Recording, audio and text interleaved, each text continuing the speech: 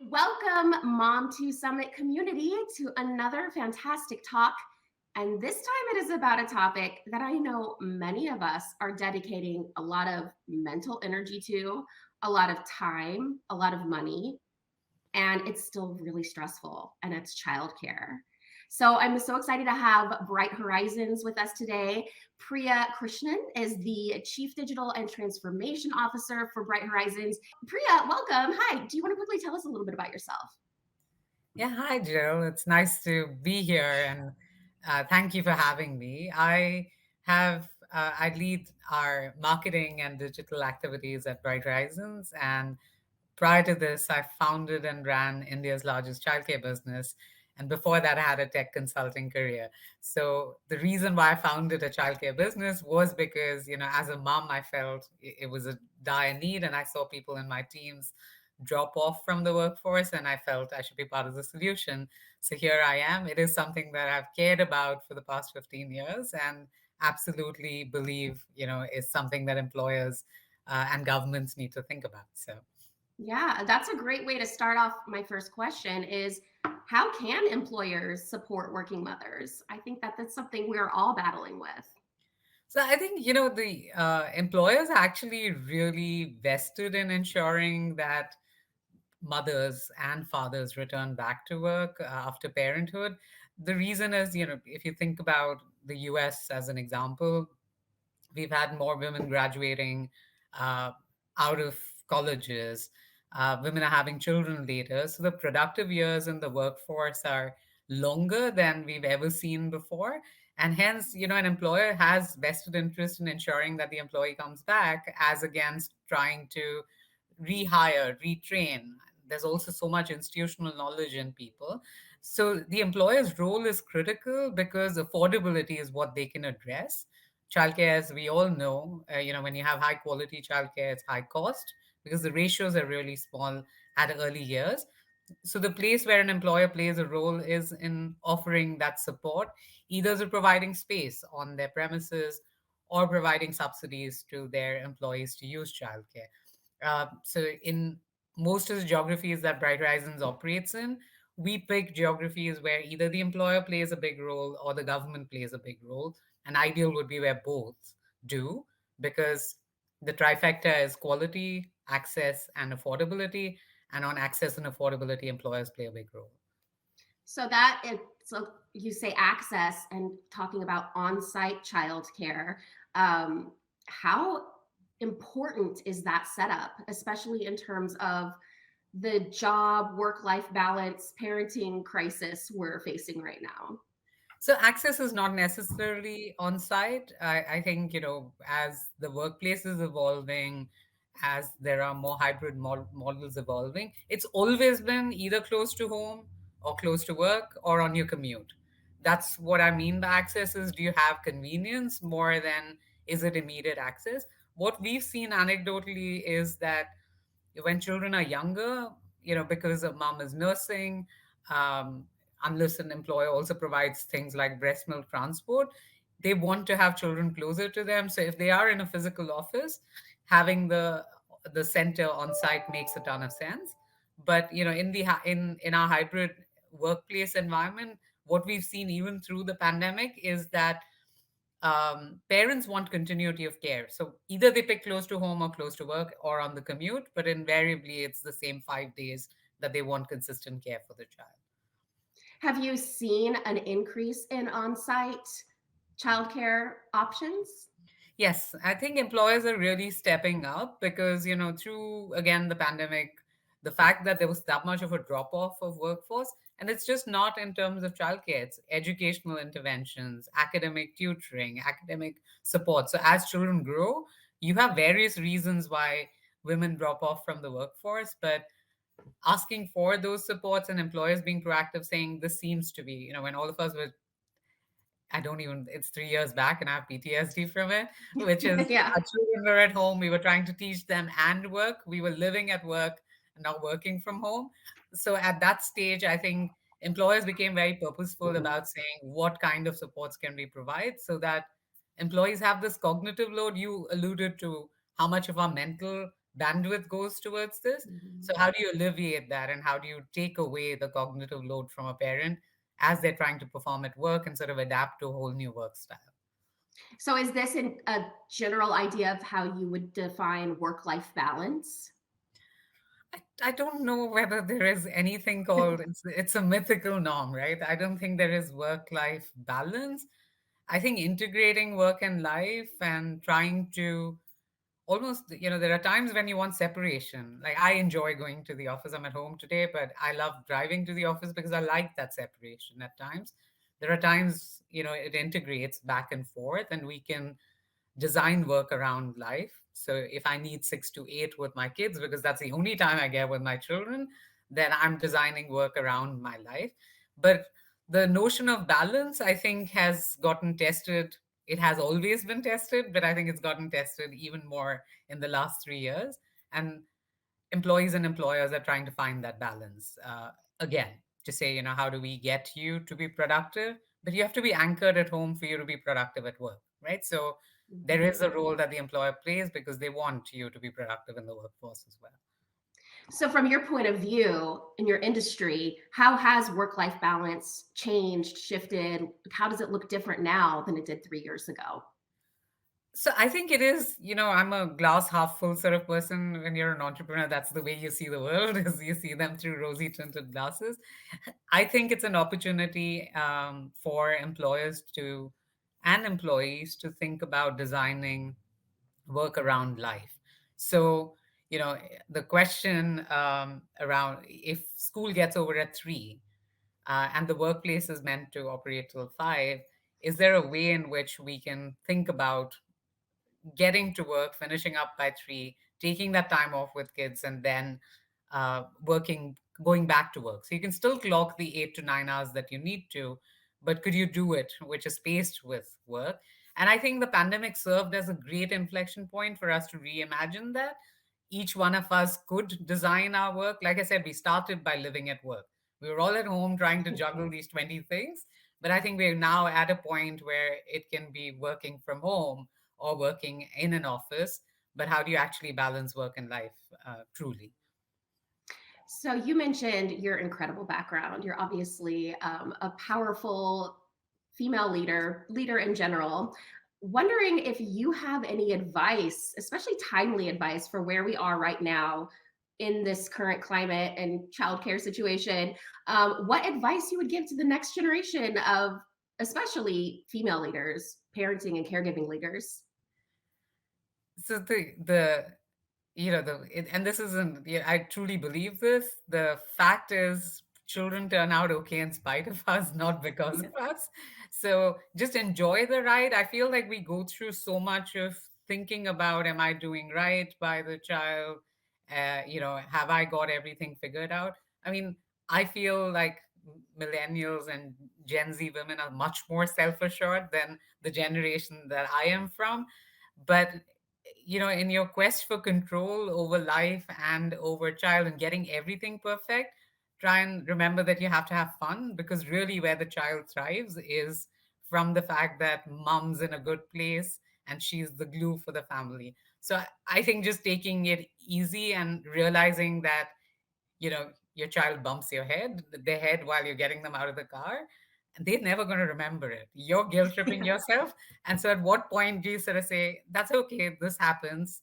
And finding that community of people who support you and say, we're going through a shared experience. And in this time of isolation, right, where we are all sort of sitting by ourselves and working um, through getting back into a workspace, I think finding your community and your safe space where you can have your moments of doubt is really critical.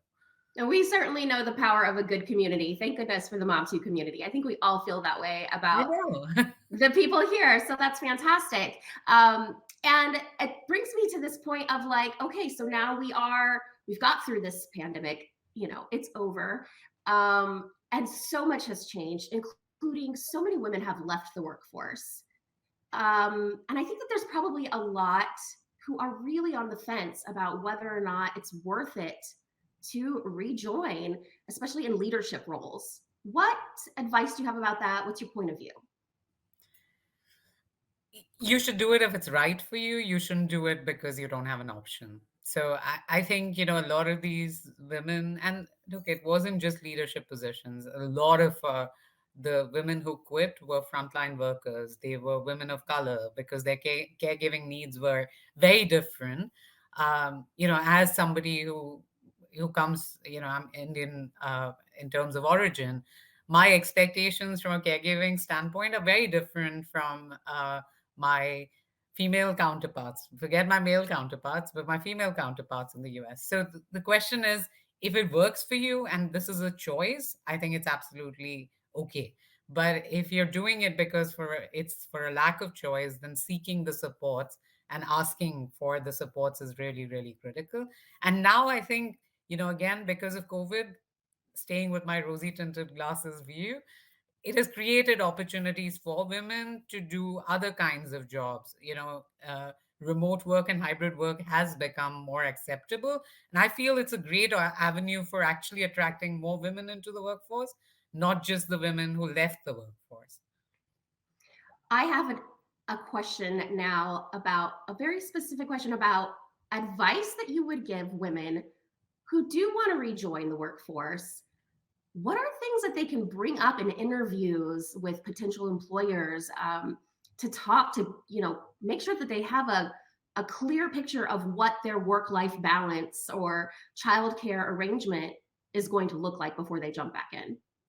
I think asking the questions and being specific about your needs is critical. I know there's always this trepidation. I've been out of and when you have a child, you're out of the workforce for somewhere between, 4 months to 3 years. And it's the exact same time period that's traversed through the pandemic. But the reality is, you are now adjusted. I mean, I like doing my laundry in the middle of the day. If I have a 10-minute break, I like going popping the laundry and not waiting till the weekend. But that's, I'm not trivializing it down to that. The reality is, if there are things that will help you transition into the workforce, you do need, a flexible work schedule. You do have needs around your children. I think asking an employer is really critical. It is a tough job market, but at the same time, I think it's a relaxed job market as well.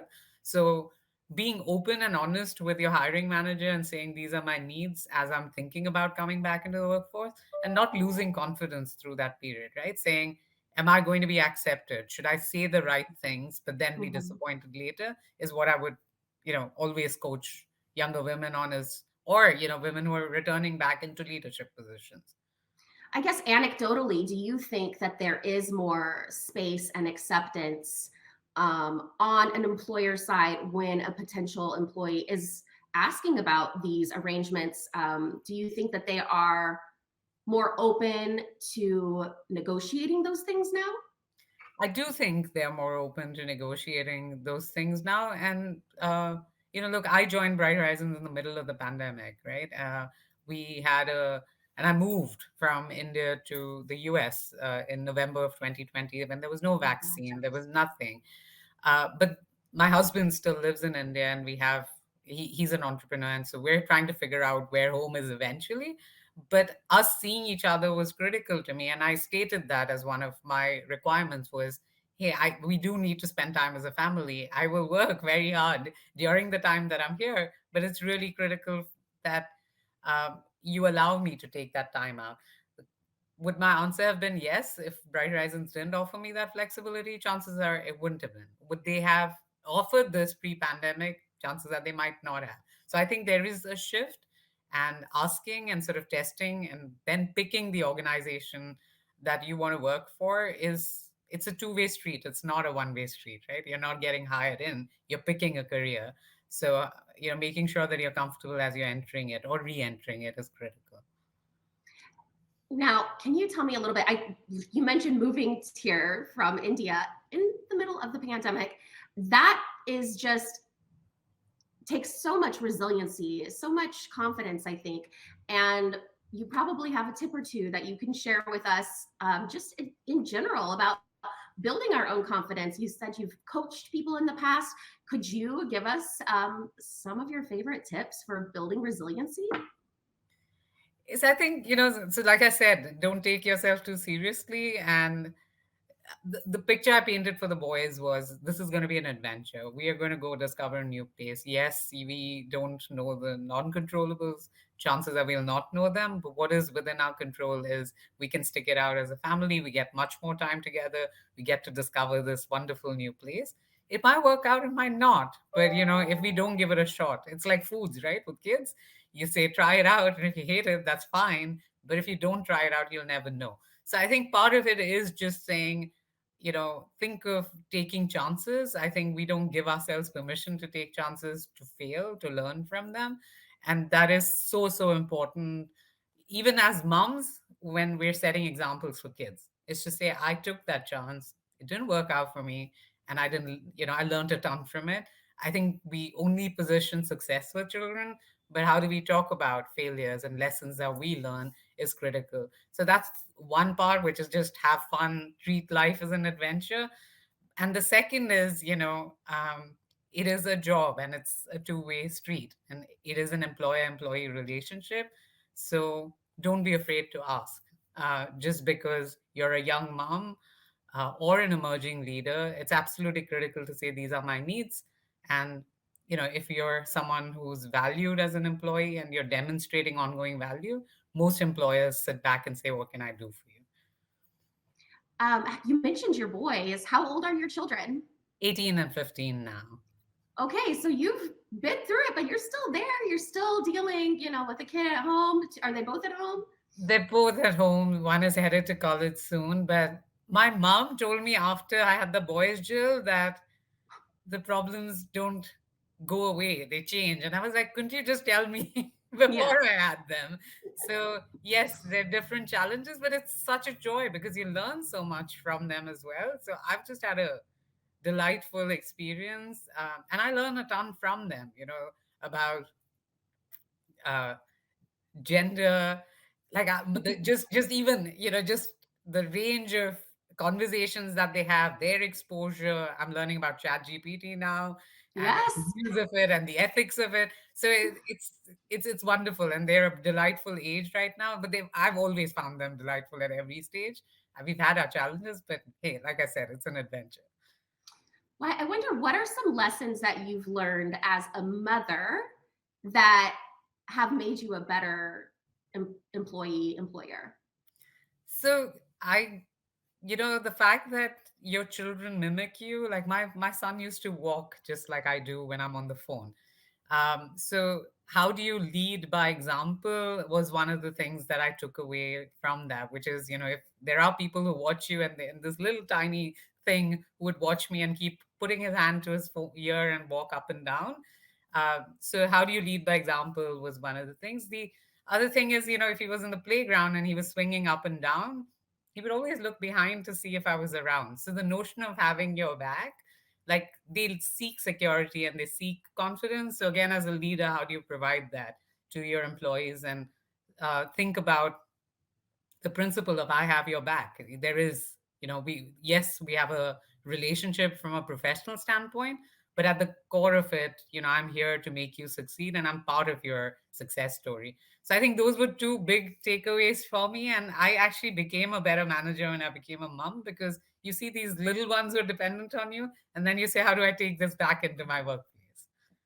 So then let's flip it. And what lesson did you learn, especially over the last few years with work and the pandemic, that you feel like may have made you a better mother?